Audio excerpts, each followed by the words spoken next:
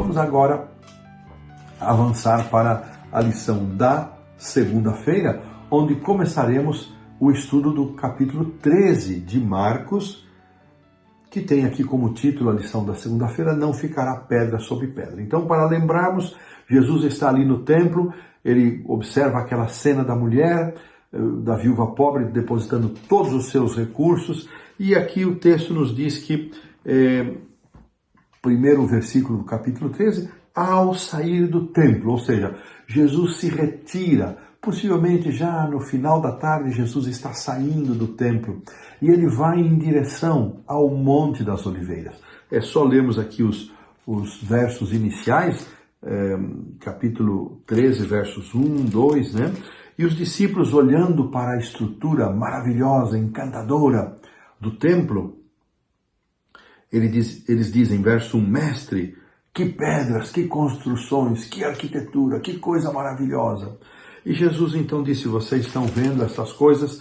Vem esta construção, esta majestosa construção, pois eu digo para vocês, aqui não ficará pedra sobre pedra que não seja derrubada. E o verso seguinte então nos diz que 4 dos seus discípulos, Pedro, Tiago, João e André, chegaram a ele em particular e lhe perguntaram, que sinais está aqui no verso 4, diz-nos então, quando sucederão estas coisas e que sinal haverá quando todas estas coisas estiverem para se cumprir? Eles já haviam saído do templo, há um vale entre Jerusalém e o Monte das Oliveiras, eles passaram por esse vale e eu imagino que eles, assentados ali na altura onde eles podiam ver o mármore branco do templo e os raios do sol poente ali incidindo sobre aquele mármore, formavam um espetáculo lindo, uma cena majestosa.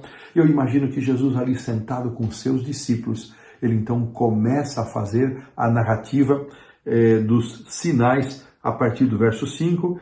E é curioso, meus amigos, queridos irmãos, observar que a primeira coisa que Jesus apresenta, que Jesus fala é, vede que ninguém vos engane, verso 5. E ele vai repetir essa questão do engano aqui, nesse capítulo de Marcos 3 vezes, em Mateus 4 vezes. Então, nós também somos chamados, somos exortados a não sermos enganados. Não sermos enganados. Irmãos, a nossa âncora segura é estudar, meditar, ler a palavra de Deus, as sagradas escrituras. Elas precisam ser a âncora da nossa fé, a âncora da nossa alma. E Marcos, desses versos 5 até o 13, o autor faz uma observação muito interessante, que Jesus, ele gastou parte desses momentos iniciais não descrevendo a queda de Jerusalém, nem as coisas do final do mundo, mas próximas da sua volta, mas falando dos desafios que os discípulos iriam enfrentar no exercício do ministério, na prática do discipulado. Eles não teriam vida fácil, Jesus tentava prepará-los de todas as formas. Eles seriam julgados, perseguidos, muitos deles se tornariam mártires, alguns seriam mortos, na verdade todos os discípulos morreram como mártires, apenas João de morte natural, mas em meio a todas estas coisas, todo esse cenário de luta, de dificuldade, Jesus ainda disse que ainda não era o fim de todas as coisas, ainda não era o fim. E é muito interessante, irmãos, que a lição da segunda-feira, ela termina dizendo que a conclusão dessas palavras, da profecia de Jesus, é que o povo de Deus não deve temer pelas turbulências e pelas provações. Eles devem ficar vigilantes para que possam perceber a atuação do Espírito Santo na vida de cada um e no livramento que Deus vai fazer. Olha que coisa interessante. Num primeiro momento, a primeira atenção de Jesus é dada aos discípulos. Uma coisa a mais.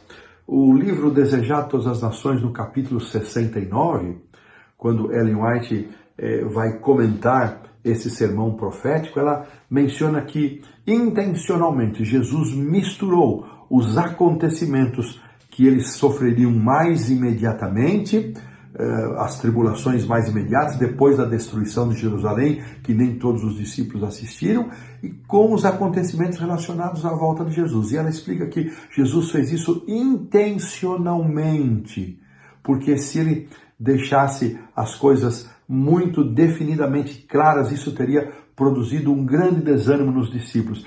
Veja que este assunto, quando nós estudamos os eventos finais, os sinais da volta de Jesus, deve haver sempre uma sensibilidade, deve haver ternura e misericórdia no coração. Jesus nos ensina isso na forma como ele misericordiosamente ele mistura os fatos e os acontecimentos da destruição de Jerusalém, do ministério dos discípulos com muitas provações e da sua volta para que ninguém desanimasse. Então, o assunto da volta de Jesus, dos eventos finais, não pode ser estudado com catastrofismo, com alarmismo, assustando as pessoas. Não é essa a forma de estudar esse assunto.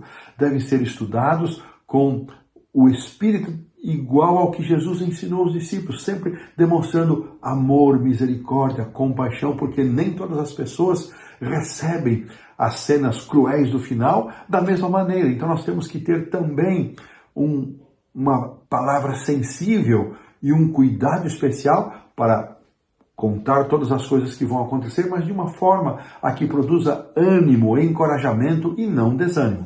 Então aqui nós terminamos a lição da segunda-feira.